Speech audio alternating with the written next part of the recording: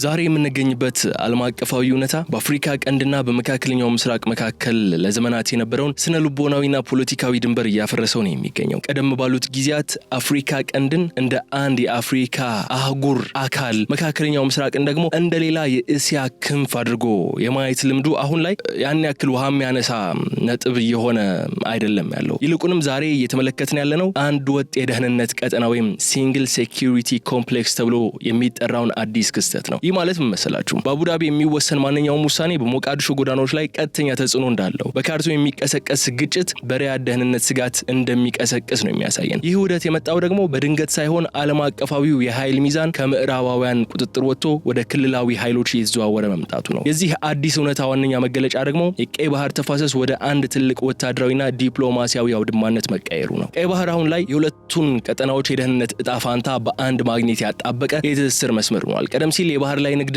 መስመር ብቻ ተደርጎ ይታይ የነበረው ይህ ቀጠና ዛሬ ላይ እንደ ኢትዮጵያ፣ ሳውዲ አረቢያ፣ የተባበሩት አረብ ኤምሬትስና ግብጽ ያሉ ሀገራት የበላይነታቸውን ለማረጋገጥ የሚተናነቁበት ስልታዊ መድረክ ነው የሆነው። የምዕራባውያን በተለይም የአሜሪካ በቀጠናው የነበራት ከዚህ ቀደም የበላይነትና ተጽዕኖ ፈጣሪነት እየቀነሰ መጥቶ ለክልላዊና እነዚህ ሚድል ፓወር ለሚባሉ ኃይሎች ሰፊ የመጫወቻ ሜዳም እንዲሆንላቸው እድል ከፍቷል። ይህ ደግሞ ቀጠናውን የበለጠ ተለዋዋጭ፣ የማይገመትና ለግጭት ቅርብ እንዲሆን አድርጎታል። በዚህ አዲስ የጂኦፖለቲካ ውህደት ውስጥ ደግሞ ትልቁን ድርሻ የሚይዘው የኃይል አሰላለፍ ለውጥ የመካከለኛው ምስራቅ ሀገራት በተለይ የባህረ ሰላጤው መንግስታት የኢኮኖሚ አቅማቸውን ወደ ወታደራዊና ፖለቲካዊ ተጽዕኖ ለመቀየር የአፍሪካ ቀንድን እንደ ስትራቴጂካዊ የደህንነት ቀበቶ መመልከት ጀምሯል። ይህ እይታ የቀጠናውን ሀገራት ሉዓላዊነትና የውስጥ ፖለቲካ ሂደቶች ከውጭ ኃይሎች ፍላጎት ጋር እንዲቆራኙ አድርጎታል። ለምሳሌ በአፍሪካ ቀንድ ሀገራት ውስጥ የሚታዩ የመንግስት ለውጦች፣ የድንበር ግጭቶችና የባህር በር ጥያቄዎች አሁን ላይ የሚመዘኑት በሀገር ውስጥ ፍላጎት ብቻ ሳይሆን በባህረ ሰላጤው ሀገራት ጥቅም ሚዛንም ጭምር ነው። ይህ አዲሱ የደህንነት እውነታ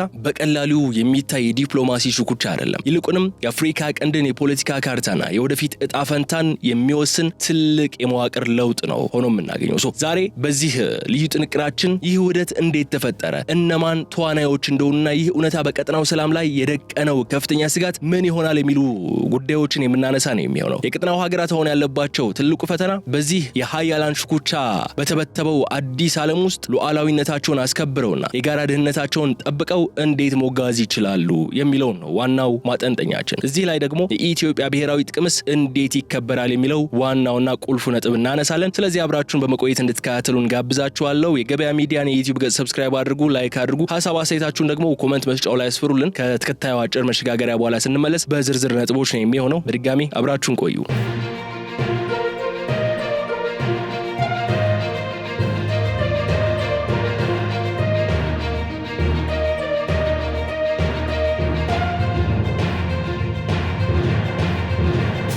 የቀይ ባህርና የባቤል መንደብ ጠባብ የባህር ሰርጥ ጉዳይ ዛሬ ላይ የካርታ ላይ መስመር መሆኑ አብቅቶ የዓለም የኢኮኖሚ ደምስርና የቀጠናዊ ኃይሎች የጡንቻ ማሳያ መድረክ ነው የሆነው። ይህ የውሃ አካል በየዓመቱ ከ1 ትሪሊዮን ዶላር በላይ የሚያወጣ ሸቀጥ የሚያልፍበት መስመር ቢሆንም አሁን ላይ ግን የንግድ መርከቦች በሰላም የሚጓዙበት ሳይሆን የድሮና የሚሳኤል ስጋቶች ያደሩበት አካባቢ ሆኗል። ዋነኛው ነጥብ ይህ የባህር ላይ ደህንነት መናጋት በአፍሪካ ቀንድ ሀገራት ላይ የሚያስከትለው ቀጥተኛና ከባድ ኢኮኖሚያዊ ኪሳራ ነው። በተለይ በየመን የሚንቀሳቀሱት ሁቲ አማጽያን በቀይ ባህር ላይ በሚያልፉ መርከቦች ላይ የሚሰነዝሩት ጥቃት ዓለም አቀፍ የጭነት ኩባንያዎች መንገዳቸውን እንዲቀይሩና በደቡብ አፍሪካ በኩል ረዥሙን የኬፕ ኦፍ ጉድ ሆፕ መስመር እንዲከተሉና እንዲመርጡ ያስገድዳቸው የሚችልበት ሁኔታዎች ሲፈጠሩ ተመልክተናል። ይህ የጉዞ መስመር መቀየር ደግሞ በቀጥታ ወደ አፍሪካ ቀንድ ሀገራት የሚገቡ ምርቶችን ዋጋ ሰማይ እንዲነካ የሚያደርገው ነው። ለምሳሌ እንደ ኢትዮጵያ ያሉ ከባህር ራቅ ያሉ ሀገራት፣ የባህር በር የሌላቸው ሀገራት የገቢና ወጪ ንግዳቸው ዋጋ በከፍተኛ ሁኔታ መጨመሩን እውን እንዲሆን ያደርገዋል። ይህ ደግሞ የኑሮ ውድነት እንዲፈጠርና በዜጎች የዕለት ተዕለት ህይወት ላይ የሚፈጥረውን ጫና የደህንነት ስጋት ደረጃ ላይ እንዲደርስ ያደርገዋል። ከዚህም በላይ ደግሞ የቀይ ባህር ደህንነት ጉዳይ አሁን ላይ ከባህር ላይ ወንበዴነት ወይም ፓይሬሲ ወጥቶ ወደ መንግስታት ደረጃ ሽኩቻን የተሸጋገረው። የተለያዩ ሀገራት በቀይ ባህር ዳርቻዎች ላይ ወታደራዊ ካምፖችን ለመገንባት የሚያደርጉት ግብግብ ቀጠናውን ወታደራዊ ካምፖች በብዛት የሚገኙበት የዓለም ክፍል እንዲሆን አድርጎታል።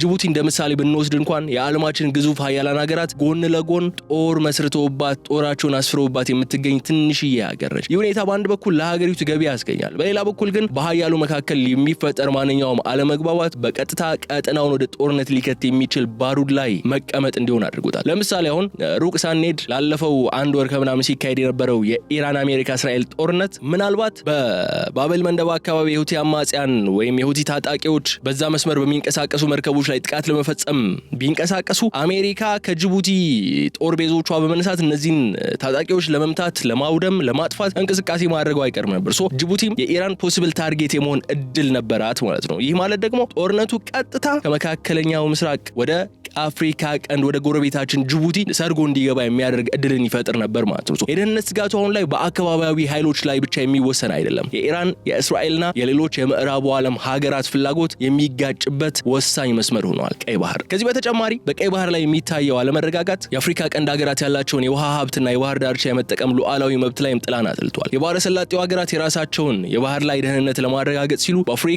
ቀንድ ወደቦች ላይ ያላቸውን ቁጥጥር ለማስፋት የሚያደርጉት ጥረት በሀገራቱ መካከል አዲስ የዲፕሎማሲና የድንበር ውጥረቶችን እየቀሰቀሰ ነው የሚገኘው። ይህ የቀይ ባህር ጉዳይ ደግሞ የንግድ መስመር ብቻ ሳይሆን የአፍሪካ ቀንድ ሀገራት ህልውናና የፖለቲካ ነጻነት የሚወሰንበት ቁልፍ መድረክ እንዲሆን አድርጎታል። በባህር ላይ የሚፈጠር ማንኛውም ትንሽ ግጭት በየብስ ላይ ያለውም ሰላም ወዲያውኑ የማናጋት አቅም እንዳለው አሁን በግልጽ እያየን ያለ ነው። በአጠቃላይ ግን የቀይ ባህር ስትራቴጂካዊ ክብደት መጨመር ለአፍሪካ ቀንድ ሀገራት በረከትም እርግማንም ሊሆንባቸው፣ በአንድ በኩል ለዓለም አቀፍ ትኩረትና ኢንቨስትመንት በር የሚከፍት ሆኗል፣ በሌላ በኩል ግን ለዓለም አቀፍ የኃይል ሽኩቻ ሰለባ እንዲሆኑ አድርጓቸዋል የቀጠናው ሀገራት። አሁን ባለን ዓለም አቀፋዊ ሁኔታ በአፍሪካ ቀንድ ፖለቲካ ውስጥ ወሳኝ የሆኑት እንደ ቀድሞ ዋሽንግተን ወይም ብራስልስ ብቻ አይደሉም። እንደ አቡዳቢ፣ ሪያድ፣ አንካራና ቴሄራን ያሉ ክልላዊ ኃይሎችም በዚያ አካባቢ ያላቸውን ፍላጎት ከመቼውም ጊዜ በላይ ጠንካራና የጨመረ ሆኗል። እነዚህ የመካከለኛው ምስራቅ ሀያላን ሀገራት አፍሪካ ቀንድን ለብሔራዊ ደህንነታቸው፣ ለኢኮኖሚ ስልታቸውና ለጂኦፖለቲካዊ የበላይነታቸው ወሳኝ መድረክ አድርገው ወስዶታል። ይህ ደግሞ ቀጠናውን የውክልና ፖለቲካና የፍላጎት ግጭት ማዕከል እንዲሆን አድርጎታል። የዚህ ሽኩቻ ግንባር ቀደም ተዋናይ የሆነችው የተባበሩት አረብ ኤምሬትስ በአፍሪካ ቀንድ ያላትን ተጽዕኖ ለማስፋት የወደቦች ዲፕሎማሲና የፋይናንስ ድጋፍ እንደ ዋና መሳሪያ ትጠቀማለች። ኤምሬትስ እስካሁን ድረስ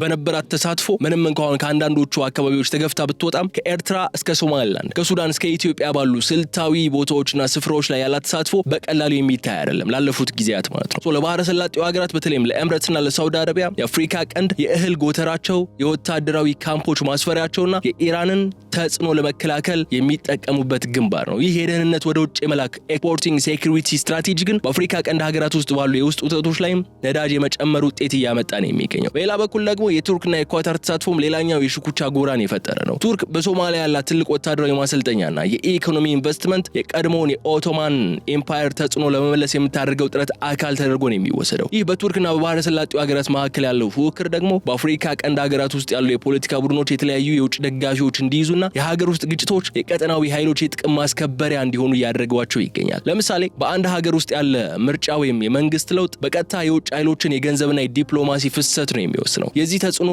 ሽኩቻ ትልቁ አደጋ ደግሞ በአፍሪካ ቀንድ ሀገራት ሉዓላዊነት ላይ የሚፈጠረው መሸርሸር ነው። የመንግስታት ውሳኔዎች በህዝብ ፍላጎት ላይ ብቻ ሳይሆን ለቀጣዩ በጀት ወይም ለወታደራዊ ትጥቅ በሚያገኟቸው የውጭ ድጋፎች ላይ የተመሰረቱ እየሆኑም መጥቷል። ይህ ሁኔታ ሀገራቱ በራሳቸው ጉዳይ ላይ ያላቸውን የባለቤትነት ስሜት ከመቀነሱም በላይ ቀጠናዊ ተቋማት እንደ ኢጋድ ያሉ ድርጅቶች ማለት ነው በውጭ ኃይሎች ፍላጎት የተነሳ እንዲከፋፈሉና ውጤታማ እንዳይሆኑ አድርጓቸዋል።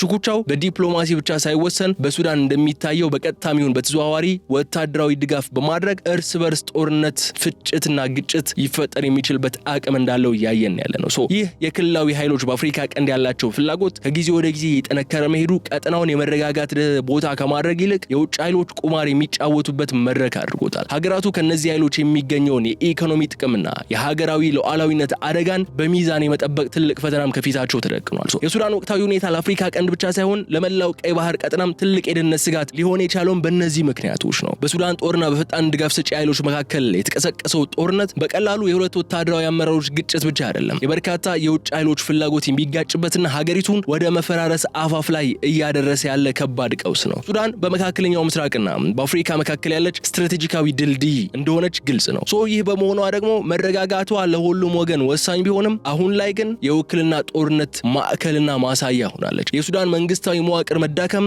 ለድንበር ተሻጋሪ ታጣቂዎች፣ ለህገ ወጥ የሰዎች ዝውውርና ለሽብር ቡድኖች ሰፊ በርንና እድልን ከፍቷል። ይህ ሁኔታ በተለይ ከሱዳን ጋር ረዥም የድንበር ላላቸው ኢትዮጵያ፣ ኤርትራና ቻድ እንዲሁም ደቡብ ሱዳን የመሳሰሉ ሀገራት የደህንነት ስጋት ውስጥ የሚከት ነው። ከሱዳን የሚፈናቀሉ በሚሊዮን የሚቆጠሩ ስደተኞች በጎረቤት ሀገራት ላይ የሚያሳድሩት ማህበራዊና ኢኮኖሚያዊ ኢኮኖሚያዊ ጫና ቀድሞውኑ ደካማ የሆኑትን የቀጠናው ሀገራት ኢኮኖሚ የበለጠ እንዲንገታገት ያደረገው ነው የሚገኘው። ከዚህ በላይ ደግሞ በሱዳን ግጭት ውስጥ የመካከለኛው ምስራቅ ሀገራት ያላቸው ተሳትፎ ግጭቱን ይበልጥ ውስብስብና ለመፍታት አስቸጋሪ ያደርገዋል።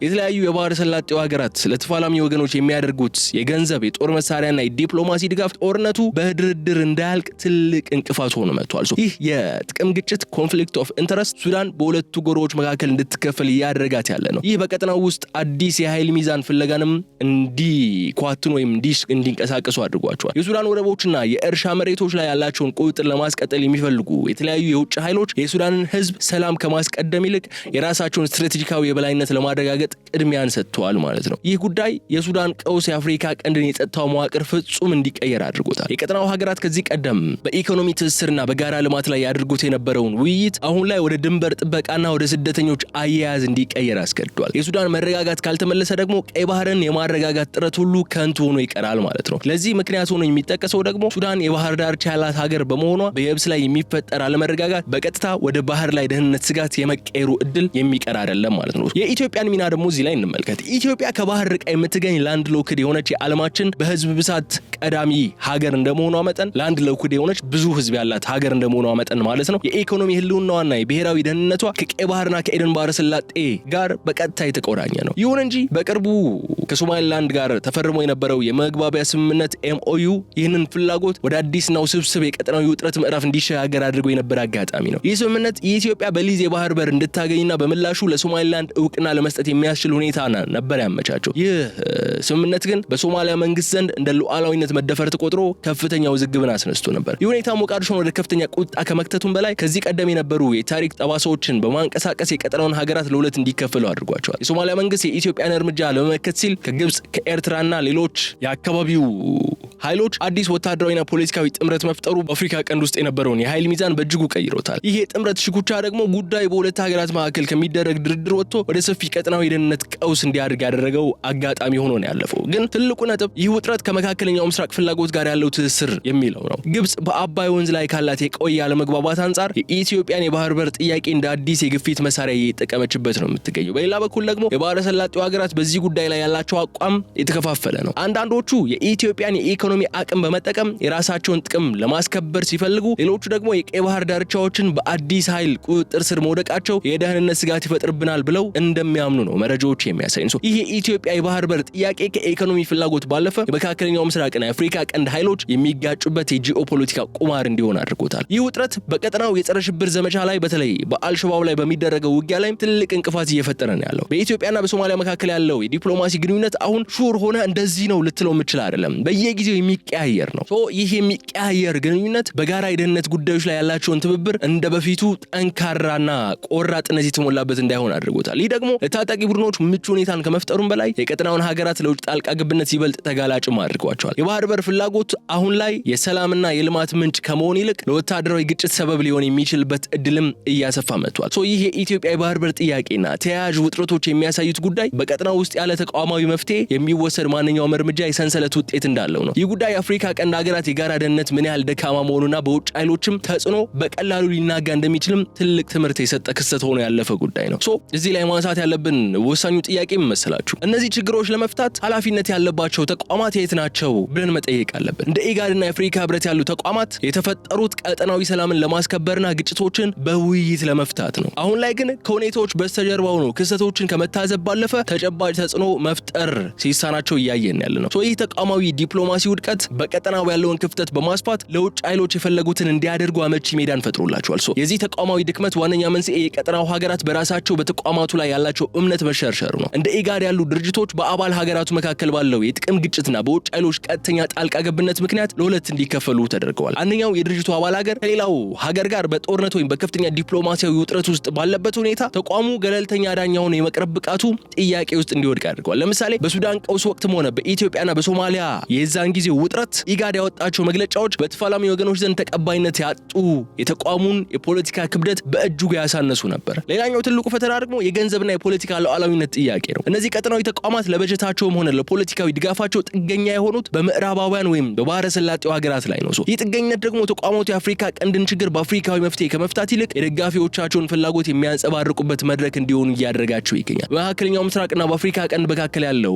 አዲስ የደህንነት ማዕቀፍ ወይም ጆይንት ሴኩሪቲ ፍሬምወርክ አለመኖር ደግሞ በሁለቱ ቀጠናዎች መካከል የሚፈጠሩ ግጭቶች በባለቤትነት የሚያስተናግዳቸው አካል እንዳይኖር አድርጓል። ከዚህ በተጨማሪ የተቋማቱ አቅም ማጣት የቀጠናውን ዲፕሎማሲ ወደ ግለሰባዊ ግንኙነት ወይም ፐርሰናላይዝድ ዲፕሎማሲ እንዲቀየር አስገድዷል። ግጭቶች የሚፈቱት በተቃዋሚ ህግጋት ሳይሆን በሀገራት መሪዎች የግል ግንኙነት ወይም በሀያላን ሀገራት የግፊት ስምምነት ነው። ይህ አይነቱ አካሄድ ደግሞ ዘላቂ ሰላምን ከማምጣት ይልቅ ለጊዜው እሳት የሚያጠፋ የሽፋን መፍትሄ ብቻ ሆኖ ነው የሚቀረው። የተቋማቱ መዳከም በቀጥታ ወደ ወታደራዊ አማራጮች ማዘንበልን እያበረታታ ነው ያለው። ይህም ቀጠናውን ወደማያልቅ የጦርነት አዙሪት ውስጥ ነው የሚከተው። በአጠቃላይ ግን የአካባቢያዊ ተቋማቱ ውድቀት ለአሁኑ የደህንነት ቀውስ ትልቅ ምክንያት ነው። ተቋማቱ ራሳቸውን ካላደሱና ከአባል ሀገራቱ ሙሉ ድጋፍ ካላገኙ በስተቀር የአፍሪካ ቀንድ ዕጣ ፈንታ በውጭ ኃይሎች እጅ ላይ ወድቆ እንደሚቀጥል የታመነ ነው። ይህንን ብለን የአፍሪካ ቀንድና የመካከለኛው ምስራቅ ደህንነት አሁን ላይ በማይበጠስ ሰንሰለት እንደተሳሰረ እናነሳለን። ይህ ትስስር በትክክል ካልተመራ ግን ለቀጣዮቹ 10 ዓመታት ቀጠናው መታወቂያ ቀውስ ብቻውን የመቀጠል አደጋ እንዲኖር ያደርጋል። ስለሆነም ነው አዲሱን የጂኦፖለቲካ እውነታ ከስጋት ወደ እድል ለመቀየር አዳዲስና ደፋር የሆኑ የፖሊሲ ለውጦች የግድ ያስፈልጋሉ ለማለት የምንገደደው። ይህንን ብለን እናጠቃለው የዕለቱን ልዩ ጥንቅራችን። የመጀመሪያውና ዋነኛው መፍትሄ ምን ሊሆን ይችላል መሰላችሁ? የአፍሪካ ቀንድ ሀገራት የጋራ የደህንነት ስትራቴጂ መቅረጽ መቻላቸው ነው የመጀመሪያው ዋነኛ የመፍትሄ አቅጣጫ። እስካሁን ድረስ እያንዳንዱ ሀገር የራሱን ጥቅም ብቻ በማሳደድ ለውጭ ኃይሎች መጠቀሚያ ሲሆን ነው የቆየው። አንደኛው ሀገር ውስጥ የሚፈጠር ቀውስ ሌላኛው ሳይነካ እንደማያልፍ አሁን በግልጽ አይተዋል። ስለዚህ በቀይ ባህርና በኤደን ባህረ ሰላጤ ዙሪያ ያሉ ሀገራት የጋራ የባህር ላይ ደህንነት ምክር ቤት በማቋቋም ከውጭ ኃይሎች ጋር ያላቸውን ግንኙነት በተናጠል ሳይሆን በተባበረ ድምጽ መምራት አለባቸው። ይህ ሲሆን ብቻ ነው የውጭ ኃይሎች ጣልቃ ገብነት የቀጠናውን ሰላም እንዳያናጋ መከላከል የሚቻለው። ሁለተኛው ነጥብ ደግሞ የኢኮኖሚ ትስስርን ከፖለቲካዊ ሽኩቻዎች በላይ ማስቀደም ነው። በአፍሪካ ቀንድና በመካከለኛው ምስራቅ መካከል ያለው ግንኙነት አሁን ላይ በወታደራዊ ካምፖችና በጦር መሳሪያ ድጋፍ ላይ ብቻ የተመሰረተ የሆነ እስኪመስል ድረስ እያየን ነው። ይህ አካሄድ ግን ግንኙነቱን ለግጭት ተጋላጭ ያደርገዋል። ይልቁንም የንግድ ልውውጥን ማሳደግ፣ በምግብ ዋስትና ላይ በጋራ መስራትና የመሰረተ ልማት ትስስርን ማጠናከር ግንኙነቶቹ